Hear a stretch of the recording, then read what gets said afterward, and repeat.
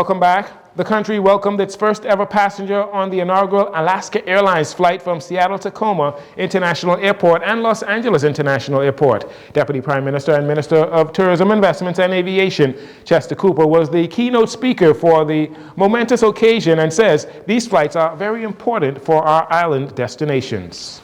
These inaugurals from LA and Seattle, non-stop to Nassau, creates more accessibility and connectivity to the West Coast. Recently, we announced, as our DG mentioned, that we had surpassed the 8 million visitor mark. Each day since that announcement, it's been a record in the Bahamas, and today your arrival signals another record arrival for our country, and we welcome you warmly. Of course, you come from the cold coast. I think we brought some rain.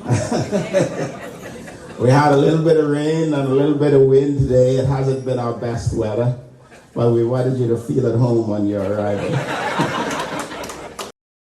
Vice President of Revenue Management and Network Planning, Kristen Amarine, says the planning of this route began about 10 months ago. We started our 6th country yesterday, which was Guatemala, so that makes this our 7th country. And for us, where our main hub is in Seattle, it's actually our 101st destination out of Seattle. And so that, along with LA, it's just very exciting, as Joyce said, to connect coast to coast.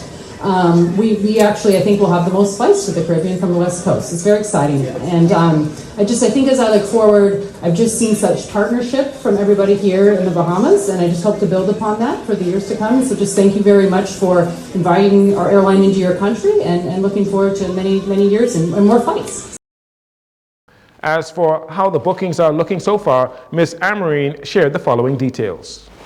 They're looking really, really good for Christmas, and then after that, we're just really trying to get the word out. So we have experience with this before. When we started new service to Belize, the first part was a little bit slower, and then people started telling people, and I think we've flown there for 2 or 3 years, and I have friends who've gone there 3 or 4 times because they love it so much, and I think that's what they're going to find with the Bahamas too. So it's about getting the word out, and I think also people in Seattle think it's very far to go to the Bahamas. They go, that's far, that's Caribbean. It's just 200 miles further than Florida, right? And so I think as we get that word out, we say we support 14 flights a day to Hawaii. From Seattle, we can certainly support at least a flight to the Bahamas, and so that's what I'm just really excited about, giving people somewhere new to go. The airline will fly into the country from Los Angeles 4 times per week and from Seattle 3 times per week. Beginning in January of 2024, motorists nationwide will begin to feel relief from the many potholes and dilapidated roadways throughout the country, particularly here in New Providence. Clay Sweeting, the Minister of Public Works and Family Island Affairs, announced what he described as a major push by the government to improve the poor state of roads. He explains that the government currently uses asphalt mixtures to pave and patch roads, but weathering seems to damage those newly paved roads relatively quickly. As a result, Minister Sweeting says the government is seeking alternative materials for road works. The ministry recognizes that asphalt surfaces degrade over time due to factors like weather, heavy traffic, aging, leading to cracks, potholes, and safety risks. To address this, it proposes that asphalt milling and paving program to replace old asphalt with new, durable material and improving road conditions. Although they come under fire from the motoring public from time to time, Minister Sweeting also expressed his support for the roadworks team at his ministry. I would like to congratulate the team at the Ministry of Works and Family Island Affairs for their ability to overcome numerous challenges and complete the paving of 23 miles of roads in New Providence alone. This includes Chippingham, Community Roads, Marcus Bethel Way, Frederick Street, Charlotte Street, Long Wharf, Blake Road, Zion Boulevard, Lincoln Boulevard, portions of Windsor Road, East Street South, Sands Road, Woodland Way, Gibbs Lane, the intersection of Yamakora Road and Fox Hill Road, and community roads off of Cowpen Road.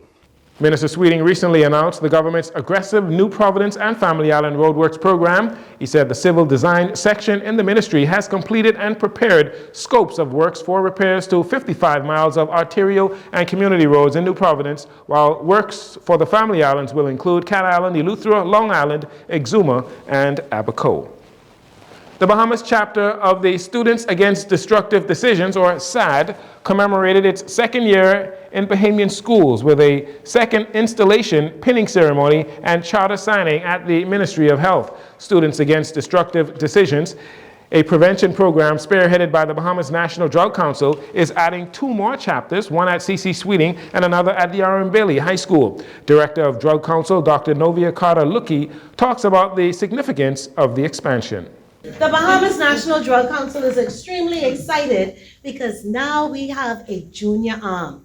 And this junior arm is the arm that is going to propel our country forward in youth development and youth engagement activities.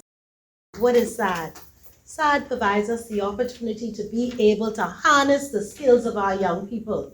When we look internationally, the United Nations constantly speaks about sustainable goals. And the #1 goal, of course, for the Ministry of Health and Wellness is always the promotion of health. And it begins who? With our young people. And so SAD presents the opportunity for us not only to talk about drugs and alcohol, but us to talk about weight gain, for us to talk about diabetes. And that'll do it for your JCN Evening News. Once again, I'm Jareno Saunders. Thank you so much for joining us.